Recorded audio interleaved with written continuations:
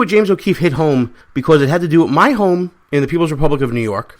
And the discussion was more than just me asking questions. It was actually James asking some questions of me, which I had to take out of the clip because we're getting a little low on time. But listen to the full show that we did. It was called The Really Big Show. It's on Spreaker right now. Download that one and listen to it. It's really good. This interview I enjoy because, like I said, it felt like talking about making a difference in my own little neck of the woods. So I hope you enjoyed this interview we did with James O'Keefe. Gene Baradelli back behind enemy lines, and joining me on the line right now, the probably the most influential man in election reform in this nation's history. Yeah, I said it. James O'Keefe, Project Veritas. Sir, how you doing? Hey, Gene. Thank you for having me on again. It's a pleasure to have you back on, especially because we're talking about my home state, the People's Republic of New York, and talking about the latest news to come from Project Veritas all in one interview. Why don't you explain to people about the expose that you had regarding poll workers in New York City? So on Election Day in Brooklyn, we all know there have been voter irregularities in Brooklyn, New York.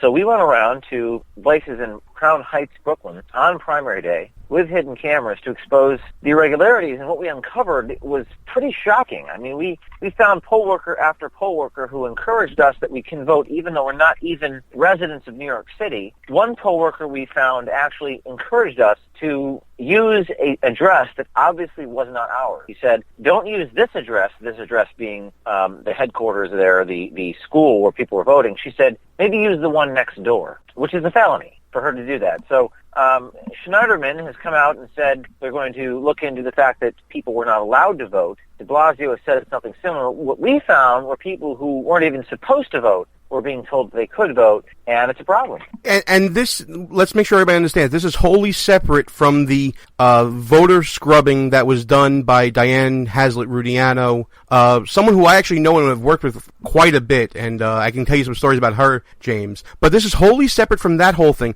This is something totally different. This has to do with the poll workers who 9 times out of 10 are patronage jobs that are given out by the state committee members of the party, the district leaders of the party, and who are wholly not trained at all to do the job properly at the Board of Elections. And as James said, this is indeed a felony. So now, James, where do we start with this whole thing? Because, to be honest, I do have some sympathy for the poll workers, not in this instance, but in general. The process by which closing polls and doing everything in New York is totally overburdensome nowadays. It's went from an easy job with closing the machines to scanners and tape machines and receipts and iPads and things that are being given out to a 70-year-old person who doesn't really know what any of this stuff really means and is significant for. Where do we start?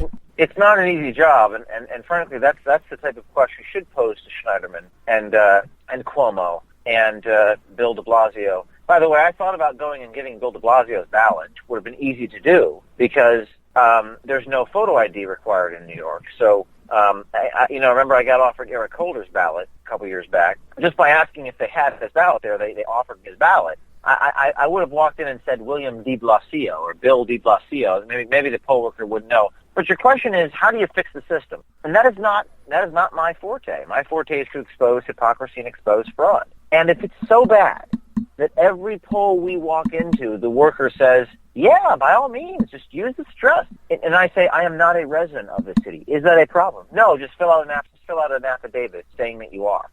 I mean, I don't know if it's incompetence, if these people are trying to be too nice, if it's a mixture of all the above, but it's probably a lack of ethics and a lack of morality amongst the people who are working at these places, but it's a problem. And the elected officials in New York have got to do something about it. I don't know what. Right, and I think you hit the nail on the head that it's a lack of training. There was an expose done in the New York Daily News, I believe it was 2 years ago, that they sent undercover people, basically stealing your bit. They sent undercover people into the poll training classes at the Board of Elections. And James, when I tell you they would be rampant cheating throughout the entire test, you're supposed to take a test, and you're supposed to pass the test in order to be eligible to work. But they allow everyone to cheat on the test so that everyone gets to work. So when you say incompetence, it starts there. It's funny, Gene.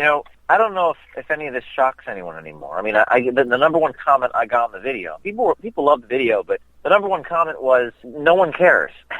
The fraud and the incompetence and the abuse has gotten so widespread that I don't know if this shakes people anymore. People come to expect it. They were cheating on the exams, and most people would say, so what? We got bigger problems. So I don't know what to do. I think we're going to have to take it to the next level. We're going to have to, and we did, and just so your audience knows, we have tapes higher up in the Board of Election in New York that we're holding on to until the general election in November to release. We have bigger stories, not just poll workers in Brooklyn and poll supervisors. We have bigger stories that we're holding on to because, as I've been on your show before, I like to play a game of chess. I like to release a little bit at a time. And but there was so much incompetence. I think it's a lack of training. I think it's people lack of ethics, and I think the public has gotten so used to this type of thing that I don't know if there's going to be any reforms at all. Well, admittedly, New York is a tough nut to crack because the system here is set up in opposition to the people.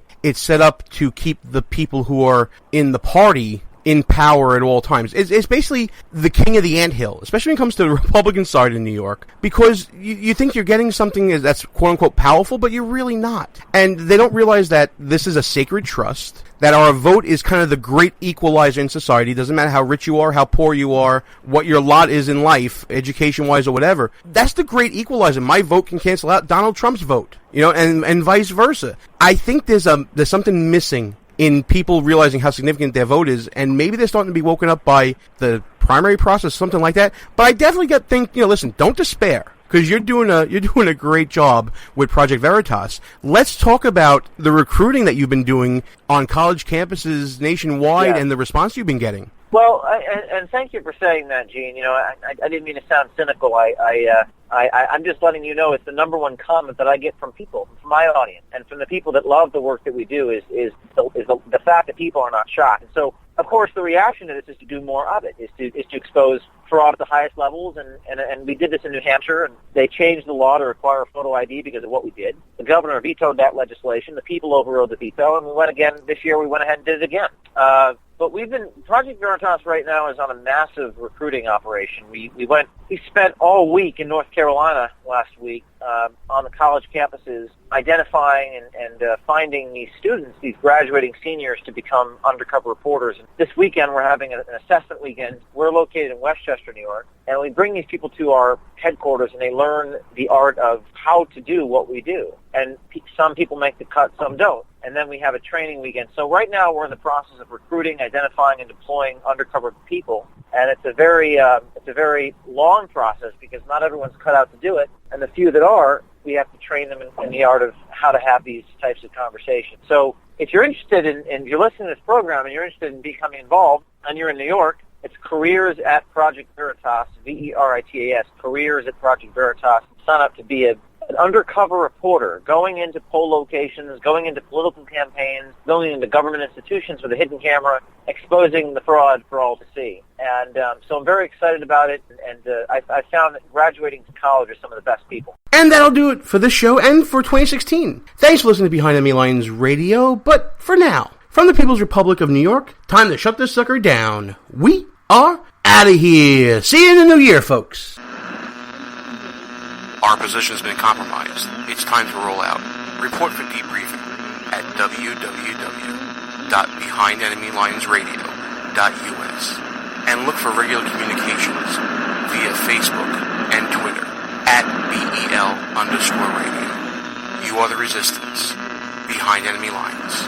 A rock radio production. Copyright 2016. Back in 7 days. Out.